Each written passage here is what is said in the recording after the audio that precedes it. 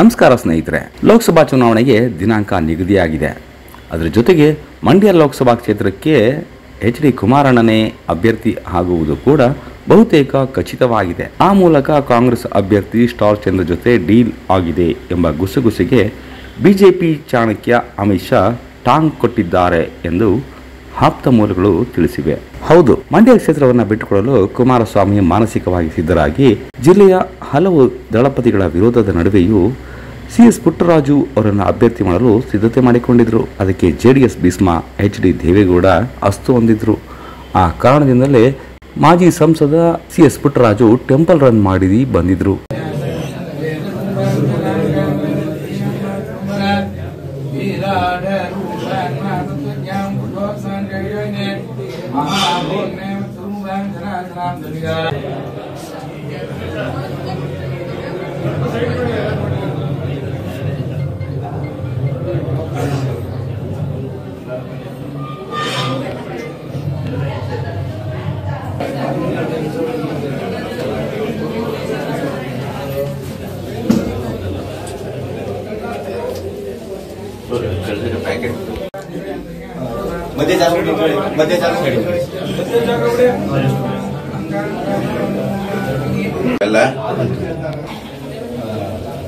ಸೋಮವಾರ ದಿನ ಧ್ವಜಾರೋಹಣ 21ನೇ ತಾರೀಕು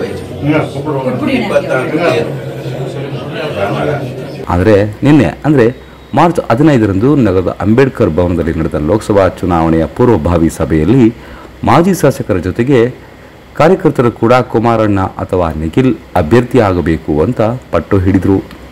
ಇದರಿಂದ ಪೂರ್ವ ನಿಗದಿಯಂತೆ ಇಕ್ಕಟ್ಟಿಗೆ ಸಿಲುಕಿದ ಕುಮಾರಸ್ವಾಮಿ ಮಂಡ್ಯ ಜಿಲ್ಲೆಯ ಜನರ ಪ್ರೀತಿಗೆ ಕರಗಿ ಯಥಾ ಪ್ರಕಾರ ಕಣ್ಣೀರು ಸುರಿಸಿ ನಿಮ್ಮನ್ನ ನಿರಾಸೆ ಮಾಡಲ್ಲ ಎಂದು ಭರವಸೆ ಕೊಟ್ಟರು.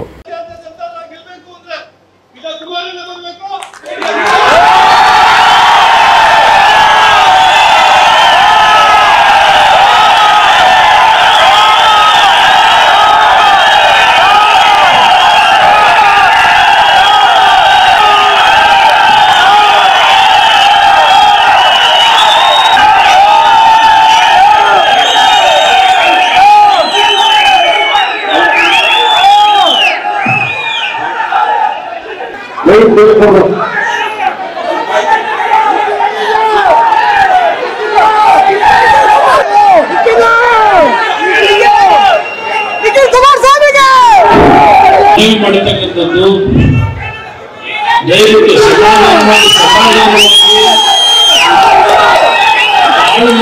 ತಾಳ್ಮೆಯಿಂದ ಸಭೆ ನಡೆಯಲಿ.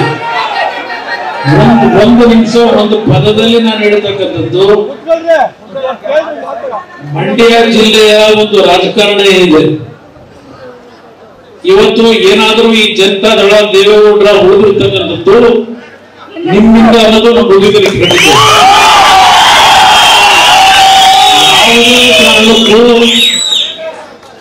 ಈ ಚುನಾವಣೆಯಲ್ಲಿ ಮಂಡ್ಯ ಜಿಲ್ಲೆಯಲ್ಲಿ ನಿಮ್ಮ ಶ್ರಮ ಏನಿದೆ, ಸುದೀರ್ಘವಾಗಿ ಪಕ್ಷವನ್ನು ಉಳಿಸಿರ್ತಕ್ಕಂಥವ್ರು ನೀವುಗಳು, ನಿಮ್ಮ ಭಾವನೆಗಳೇನಿದೆ ಮತ್ತು ನಿಮ್ಮ ಶ್ರಮ ಏನಿದೆ, ನನಗೆ ನಿಮ್ಮ ಶ್ರಮಕ್ಕೆ ಫಲ ದೊರಕಬೇಕು ಅನ್ನೋದು ಒಂದಷ್ಟೇ ಅಲ್ಲ, ನಾವು ಈ ಭೂಮಿಯಲ್ಲಿ ಬದುಕಿರೋದ್ರೊಳಗೆ ಈ ಹಲವಾರು ಈ ಭಾಗದಲ್ಲಿರ್ತಕ್ಕಂಥ ಸಮಸ್ಯೆಗಳು ಏನು ಅನ್ನೋದನ್ನ ಅರಿತುಕೊಂಡಿದ್ದೇವೆ.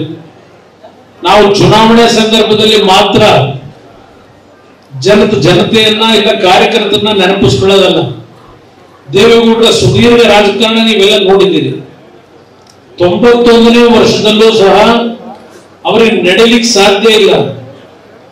ಅವರು ಏನೋ ಒಂದು ವೀಲ್ ಚೇರ್ ನಲ್ಲಿ ಹೋಗಿ ರಾಜ್ಯಸಭೆಯಲ್ಲಿ ನಮ್ಮ ಒಂದು ಜೀವನದ ಕಾವೇರಿಯ ಬಗ್ಗೆ ಈಗಲೂ ಸಹ ಅವರ ಒಂದು ಎಲ್ಲವನ್ನ ನೀವು ಗಮನಿಸಿದ್ದೀರಿ. ದೇವೇಗೌಡರು ಇವತ್ತೇನಾದ್ರು 60 ವರ್ಷದ ರಾಜಕಾರಣ ಸುದೀರ್ಘವಾಗಿ ಮಾಡಿದ್ರೆ ಅದಕ್ಕೆ ಪ್ರಮುಖವಾದ ಶಕ್ತಿ ತುಂಬಿರ್ತಕ್ಕಂಥದ್ದು ಮಂಡ್ಯ ಜಿಲ್ಲೆ ಅಂತಕ್ಕಂಥದ್ದನ್ನ ನಮ್ಮ ಜೀವನ ಇವತ್ತು ನಾನು ಯಾವ ಕಾರಣಕ್ಕೋಸ್ಕರವಾಗಿ ಈ ಸಭೆಯನ್ನ ಕರೀರಿ ಅಂತೇಳಿ ಮನವಿ ಮಾಡಿದ್ದೇನೆ. ನಿಮ್ಮ ಭಾವನೆಗಳನ್ನು ನಾನು ಅರ್ಥ ಮಾಡ್ಕೊಂಡಿದ್ದೇನೆ. ಕಾಂಗ್ರೆಸ್ ಪಕ್ಷದ ನಾಯಕರುಗಳು ತಾವೆಲ್ಲ ಗಮನಿಸಿರ್ತೀರಣ್ಣ, ಏನು 5 ಗ್ಯಾರಂಟಿಗಳ ಫಲಾನುಭವಿಗಳ ಸಭೆಯನ್ನ ಮಾಡ್ತಾರೆ. ಈ ರಾಜ್ಯದ ಗೌರವಾನ್ವಿತ ಮುಖ್ಯಮಂತ್ರಿಗಳು, ಈ ರಾಜ್ಯದ ಗೌರವಾನ್ವಿತ ಉಪಮುಖ್ಯಮಂತ್ರಿಗಳು ಅವರು ಒಂದು ಮಾತನ್ನು ಹೇಳ್ತಾರೆ, ಇವರು ಒಂದು ಮಾತನ್ನು ಹೇಳ್ತಾರೆ. ನನಗೆ ಅರ್ಥ ಆಗಲಿಲ್ಲ. ನಾನು ಮಾಧ್ಯಮದ ಮೂಲಕ ಅವ್ರಿಗೊಂದು ಪ್ರಶ್ನೆಯನ್ನ ಕೇಳಲಿಕ್ಕೆ ಬಯಸ್ತೇನೆ. 2019ರಲ್ಲಿ ಪಕ್ಷೇತರವಾಗಿ ನಿಂತಂತ ನನ್ನ ಎದುರಾಳಿ ಯಾರಿದ್ರು, ಆ ತಾಯಿಗೆ ಕಾಂಗ್ರೆಸ್ ಪಕ್ಷದಿಂದ, ರೈತ ಸಂಘದಿಂದ, ಇವತ್ತು ನಾವು ಜೊತೆ ಸೇರಿದಿರೋರ ಬಗ್ಗೆ ಚರ್ಚೆ ಮಾಡೋದು ಬೇಡ, ವಿಶ್ವಾಸಕ್ಕೆ ತಗೊಳ್ಳೋಣ. ಆದ್ರೂ ಕೂಡ ಬಿಜೆಪಿ ಪಕ್ಷದವರು ಕೂಡ ಎಲ್ಲರೂ ಕೂಡ ಸಂಚು ರೂಪಿಸಿ ಅವತ್ತು ಕುಮಾರಣ್ಣನ ಸರ್ಕಾರವನ್ನು ಕೆಡವಬೇಕು ಅಂತಕ್ಕಂಥದ್ದಾದ್ರೆ ಮಂಡ್ಯ ಜಿಲ್ಲೆಯಲ್ಲಿ ಈ ಹುಡುಗನ್ನ ತೆಗಿಬೇಕು ಅಂತಕ್ಕಂಥದ್ದು ನಿರ್ಧಾರ ಮಾಡ್ತಾರೆ. ಏನು ಗೌರವಾನ್ವಿತ ಮುಖ್ಯಮಂತ್ರಿಗಳು ಒಂದು ಮಾತನ್ನ ಹೇಳ್ತಾರೆ, ಇವತ್ತು ಆ ತಾಯಿ ಗೆಲ್ಲಿಕ್ಕೆ, ಪಕ್ಷೇತರ ಅಭ್ಯರ್ಥಿ ಗೆಲ್ಲಿಕ್ಕೆ ಕಾಂಗ್ರೆಸ್ ಪಕ್ಷವೇ ಕಾರಣ ಅಂತಕ್ಕಂಥದ್ದನ್ನ ಹೇಳ್ತಾರೆ. ಇನ್ನೊಂದು ಕಡೆ ಅದೇ ವೇದಿಕೆಯಲ್ಲಿ ಉಪಮುಖ್ಯಮಂತ್ರಿಗಳು ಹೇಳ್ತಾರೆ, ನಾನು ಬಹಳ ಅತ್ಯಂತ ಪ್ರಾಮಾಣಿಕವಾಗಿ ಬಂದು ನಿಂತ್ಕೊಂಡು ಕುಮಾರಸ್ವಾಮಿ ಅವರ ಕೈನ ಮೇಲೆ ಕಿಡಿದಂತೆ ನಾವು ಜೋಡೆತ್ತುಗಳು ನಿಖಿಲ್ ಕುಮಾರಸ್ವಾಮಿ ಗೆಲುವಿಗೆ ಕಾಂಗ್ರೆಸ್ ಪಕ್ಷ ಶ್ರಮಿಸ್ತೇವೆ ಅಂತಕ್ಕಂಥದ್ದನ್ನ ಹೇಳ್ತಾರೆ. ನನಗೆ ಅರ್ಥ ಆಗ್ಲಿಲ್ಲ. ಕೊನೆ ಪಕ್ಷ ನಿಮ್ಮೆಲ್ಲಾದ್ರೂ ನೀವುಗಳೇನ್ ಚರ್ಚೆ ಮಾಡ್ತೀರಿ ಸಾರ್ವಜನಿಕ ಬದುಕಲ್ಲಿ, ತಿಳ್ಕೊಂಡು ಮಾತಾಡಿ. ನೀವೊಬ್ರು ಹೇಳೋದು, ನೀವೊಂದು ಹೇಳೋದು, ಇನ್ನೊಬ್ರು ಇನ್ನೊಂದು ಹೇಳೋದು. ಯಾಕೆಂದ್ರೆ ನೀವು ಕುಳಿತಿರ್ತಕ್ಕಂಥ ಸ್ಥಾನ ಅಂತದ್ದು. ಹಾಗಾಗಿ ಆ ಸ್ಥಾನಕ್ಕೆ ಶೋಭೆ ತರೋದಿಲ್ಲ. ನಾನು ಬಹಳ ಇನ್ನು ವಯಸ್ಸಲ್ಲಿ ಚಿಕ್ಕ ಹುಡುಗ. ಪ್ರತಿ ಹಳ್ಳಿ ಸುತ್ತಕ್ಕಂತ ಒಂದು ಕೆಲಸ ಕುಮಾರಣ್ಣ ಮಾಡಿದ್ದಾರೆ. ಇವತ್ತು ಕುಮಾರಣ್ಣನಿಗೆ ನಮ್ಮ ವರಿಷ್ಠರು ಇವತ್ತು ಇಲ್ಲಿಲ್ಲ, ಮನೆಯಲ್ಲಿದ್ದಾರೆ. ಅವ್ರಿಗೂ ಕೂಡ ಇವತ್ತು ವೇದಿಕೆ ಮೂಲಕವಾಗಿ, ಮಾಧ್ಯಮದ ಮೂಲಕವಾಗಿ ನಾನೊಂದು ಮಾತನ್ನ ಹೇಳ್ತೀನಿ.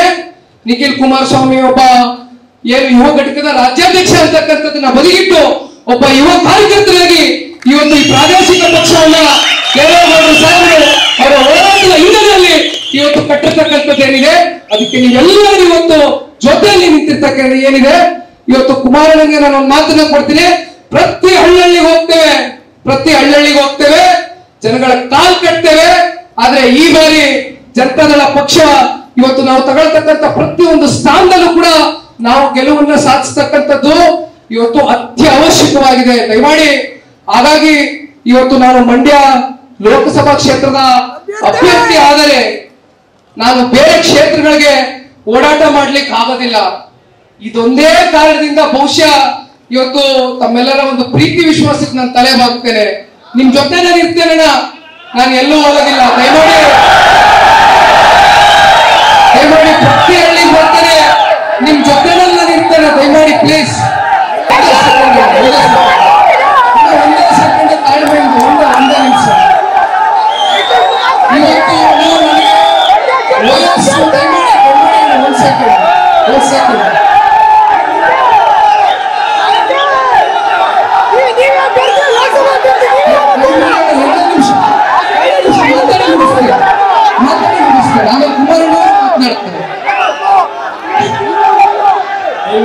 ನನಗೆ ಕೇಳೋಣ ಇಲ್ಲಿ ಒಂದೇ ಸೆಕೆಂಡ್ ನನಗೆ ನಾನು ಇಲ್ಲಿ